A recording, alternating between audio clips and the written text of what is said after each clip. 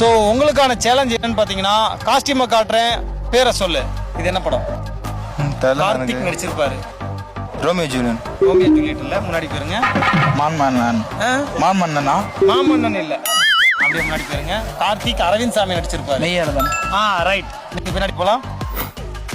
அதே கார்த்திக் படம் தான். கைதி. சூப்பர். மாரி. சூப்பர். வாங்க அடுத்து வாங்க. அங்கேயே எங்க பின்னாடி போறீங்க? இது என்ன படம்? கபாலி. கபாலி கரெக்ட். காலா. காலா சூப்பர். யாருன்னு தெரியல. அது யாருன்னு தெரியலையா? விஜயா. விஜயா, நீ அப்படியே வெளில போயிடு. இது என்ன?